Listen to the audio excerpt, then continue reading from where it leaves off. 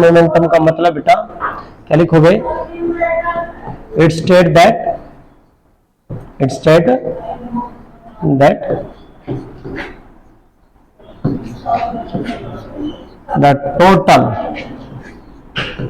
the total linear momentum of two or more bodies of a system, two or more bodies of a system is remain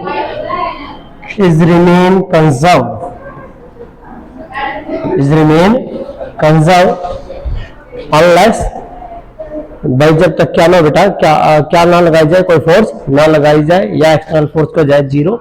it state that the total linear momentum of two और more bodies of a system is remain conserved जब when an external force applied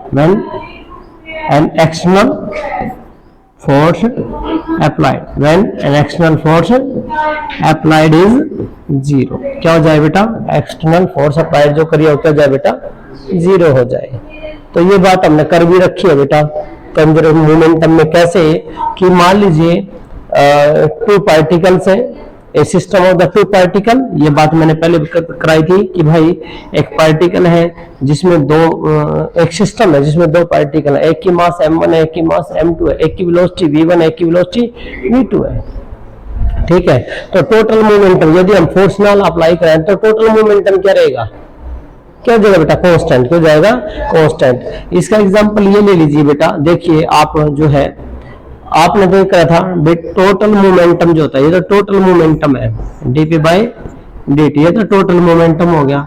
ये क्या आएगा?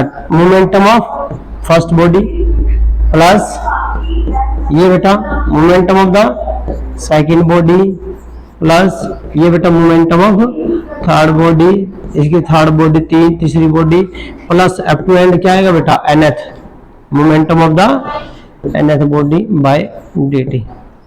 Clear है? अब इसको आप कैसे कर सकते हो बेटा? इसको आप कर सकते हो d बाय dt कॉमन. यहाँ पहले का क्या है? m इंटू v1, दूसरे का क्या है? m इंटू v2, तीसरे का क्या है? m into. अभी ये जो है ना मास तो सेम, मान लीजिए हम क्या ले रहे बेटा? मास सेम है. यदि मास सेम नहीं होंगे तो क्या आता बेटा? ये m1, ये m2, ये क्या जाता? m3 और ये क्या आएगा बेटा? v3 आ जाएगा प्लस अप टू एंड क्या आएगा बेटा? mn और vn. क्लियर है बेटा? ये आएगा था ना ये. तो ये कहता है कि भाई ये नेट था बेटा, ये किसके बराबर आया था आपका? dp by dt. ये क्या था बेटा आपका? नेट. क्या था ये? नेट या टोटल. क्या था ये? टोटल था, टोटल मोमेंटम. ठीक है. यदि एक्सटर्नल फोर्स को जाए, एक्सटर्नल फोर्स जो है बेटा वो क्या जाए बेटा? जीरो. तो साइकिल लॉ क्या कहता है? न्यूटन का by cycle law of Newton. Newton का जो साइकिल लॉ है वो क्या बोलता है बेटा कि भाई जो एक्सटर्नल फोर्स है वो क्या होती है बेटा? dp by dt. क्या था बेटा? dp by dt. तो इसका मतलब है जब ये जीरो होगा तो ये क्या हो जाएगा? जीरो हो जाएगा. ये क्या हो जाएगा बेटा? जीरो. ये जीरो होगा तो ये क्या हो जाएगा बेटा? जीरो हो जाएगा. It mean total momentum. ये देखिए किसका? m1 v1 plus m2 v2 plus up to end क्या आएगा बेटा? mn vn. क्या बन गया? ये भी जीरो. क्योंकि बेटा यदि ये जीरो आ गया तो p क्या हो जाएगा? क्या आएगा बेटा? मेरे को बताना. जीरो आएगा. क्या आएगा? ये कांस्टेंट. क्या आएगा बेटा? कांस्टेंट आएगा. क्या आएगा? देखो बेटा ये यदि क्या जाए? जीरो जाए तो p क्या हो जाएगा? p क्या हो जाएगा बेटा? कांस्टेंट या कंजर्व्ड. क्या हो जाएगा बेटा? कांस्टेंट या कंजर्व्ड हो जाएगा. तो इसका मतलब क्या हुआ कि ये जो है ये भी क्या हो जाएगा आपका? Is conserved. क्या हो जाएगा बेटा? इज कंजर्व्ड या कांस्टेंट. कांस्टेंट बोल दो या कंजर्व्ड. बट किसी सिस्टम में बहुत सारे पार्टिकल हैं. कितने हैं? n. सब कितने स्पीड पे चल रहे हैं? कोई v1 से, कोई v2 से, कोई अलग अलग वेलोसिटी से. सबका मोमेंटम क्या हो जाएगा? Total momentum. बराबर क्या आएगा उन सब का मोमेंटम। ठीक है, क्या रहेगा कांस्टेंट, क्या रहेगा बेटा कांस्टेंट। देखो जब ये कांस्टेंट आएगा टोटल, तो ये बराबर है क्या आएगा टोटल मोमेंटम। क्या बेटा ये टोटल मोमेंटम किसके बराबर है, मोमेंटम ऑफ द इंडिविजुअल। पहले का मोमेंटम ये, दूसरे का ये nth का मोमेंटम। तो टोटल मोमेंटम जो है बॉडी का, जैसे कि एक सिलेंडर में गैस भर रही है बेटा, और गैस के आप उसे सिलेंडर में चला रहे हो, ऐसे रड़क आ रहे हो, तो मोमेंटम, तो इसका मतलब है उसका मोमेंटम और उसके पार्टिकल का मोमेंटम क्या है, सेम है। सारे पार्टिकल का मोमेंटम समझ गए। कोई बॉडी है, मान लीजिए है, ये कोई पेन है मान लीजिए, इसका मोमेंटम और इसके जो पार्टिकल्स है जिनके ये बन रही रहा 1 2 3 जितने भी nth पार्टिकल, सबका मोमेंटम क्या होगा सेम। क्या बेटा सेम, क्योंकि जब हम इसको चलाएंगे तो ये तो चलेंगे पार्टिकल्स, तो इनका जो मोमेंटम होगा, तो इसका मतलब बेटा total momentum is equal to the momentum of the individuals particle of the systems. क्या बोलते हैं इसको, हम क्या बोल लेंगे बेटा, क्या है कि यदि एक्सटर्नल फोर्स क्या जाए जीरो जाए, एक्सटर्नल फोर्स क्या जाए जीरो जाए, तो टोटल मोमेंटम क्या होगा बॉडी का, कंजर्व। टोटल मोमेंटम क्या हो जाएगा बेटा, कांस्टेंट हो जाएगा, कंजर्व्ड हो जाएगा। लेकिन इसकी जो बेस्ट एप्लीकेशन थी बेटा, एक जो बेस्ट एप्लीकेशन है वो है कि momentum before and after reaction, मतलब कि ये इंपॉर्टेंट है। Total momentum before and after हमेशा क्या होता है बेटा, सेम। इंपॉर्टेंट है, ये बहुत इंपॉर्टेंट है एप्लीकेशन बेटा। मोमेंटम जो है बेटा, मोमेंटम बिफोर बराबर पाओगे बेटा किसके, मोमेंटम कैसे बेटा, आफ्टर, मोमेंटम आफ्टर। याद रखना है, मोमेंटम बिफोर बराबर मोमेंटम आफ्टर। जैसे कि अब मैं आपको क्वेश्चन कराता हूं बेटा, सिंपल सा क्वेश्चन है। एक देखिए कि एक सेल है या एक बम है जो 40 किलो का है। जो बेटा बम है कितने का था मैंने, 40 किलो का। वो कितनी स्पीड से चल रहे बेटा, ये कहता है कि बेटा जो है वो मान लीजिए स्पीड से चल रहा है 20 किलोमीटर 20 मीटर पर सेकंड, कितने 20 मीटर पर सेकंड से। ठीक है, तो ये बम 2 भाग में डिवाइड हो गया है। ये बम कितने भाग में डिवाइड हुआ है, 2 में। कहता है एक भाग है 15 केजी का, एक भाग 15 केजी का जो रेस्ट में हो गया, जो क्या हो गया बेटा, रेस्ट में हो गया। और एक भाग है जिसका तो मास जो है बेटा क्या निकालनी है, वेलोसिटी निकालनी है। उस भाग की क्या निकालनी है, वेलोसिटी निकल जाएगी आराम से।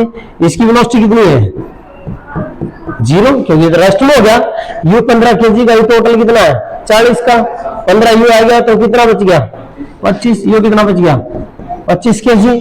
ठीक है, तो टोटल मोमेंटम बिफोर टूटने का पहले मोमेंटम और टूटने के बाद मोमेंटम, यही है ना बेटा। टूटने से पहले कितना मोमेंटम गुणा कर दो, कितना है ये तो बनेगा, अरे भाई m1 v1 plus m2 v2, ये तो कराया conservation. Before and after same पड़ेगा। टोटल मास कितनी है 40 इंटू वेलोसिटी कितनी थी 20 बराबर है m1 कितना है 15 गुणा 0, तो 15 गुणा 0 प्लस m2 कितना है 25 इंटू v2, तो बेटा ये तो क्या बन गया 0 बन गया। क्या बच गया आपका 800 बराबर है बेटा किसके 25 इंटू v2 कितना है बेटा 25 से 800 को डिवाइड कर दो। देखो 25 थी 75, 25 दूनी 50, तो वेलोसिटी कितनी आई v2 कितना आया 32 मीटर पर सेकंड। आगे वेलोसिटी दूसरे पार्ट की, सिंपल सा है। कंजर्वेशन का पता लग गया क्या करना है, क्या होगा बेटा बिफोर एंड आफ्टर क्या रहेगा बेटा सेम रहेगा, क्या रहेगा बेटा सेम रहेगा। इंपॉर्टेंट है, बहुत अच्छा है। एक इसमें ऐसा बेटा वो गन का है, जैसे गन हम बुलेट को फायर करते हैं फ्रॉम द गन। मान लीजिए ये जो है बेटा आप यहाँ जो है ये आप ये गन से बेटा फायर कर रहे हो यहाँ, तो ये गन है, इसके अंदर बुलेट भी है, तो इसके टोटल देखिए बेटा, टोटल मास, ये किसकी मास है? Bullet and gun. मान लीजिए इसके अंदर यहाँ बुलेट भी है बेटा, ये बुलेट भी है, ये ठीक है। तो इसका मतलब है गन की टोटल मास ये है। तो ये क्या चल रही है? ये मान ले एक बंदूक में गोली है और वो ऐसे डाल रहा है, तो क्या मोमेंटम कितना है? 0 है। तो वेलोसिटी में कुछ भी नहीं, तो इसका मतलब है यहाँ इसकी वेलोसिटी कितनी है? टोटल 0।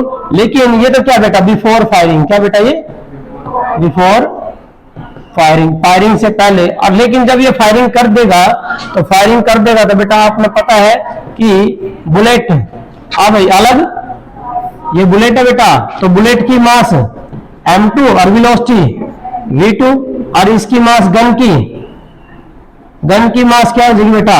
m1, और इसकी वेलोसिटी v1, वेलोसिटी v1।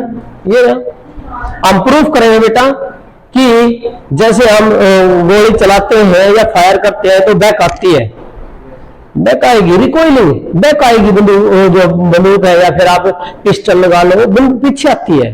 इसीलिए बोला जाता है कि उसको टाइट पकड़ना चाहिए। या फिर जो बड़ी बंदूक को कहां लगा के चलाते हैं? कंधे का चलाते हैं लगा के। क्यों बेटा? कारण में तो अभी आ जाएगा।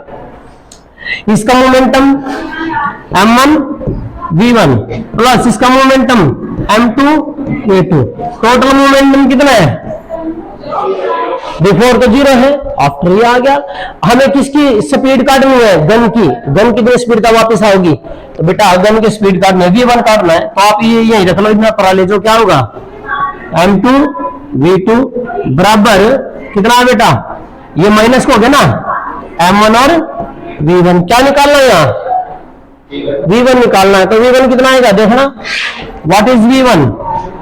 v1 आ गया बेटा minus m2 v2 bye m1 आ गया बेटा। ये रहने इंपोर्टेंट है बिल्कुल। इसका मतलब क्या है? ये माइनस का मतलब डायरेक्शन किस तो उल्टी है, या v2 क्या है? बुलेट की, बुलेट कहां जा रही है?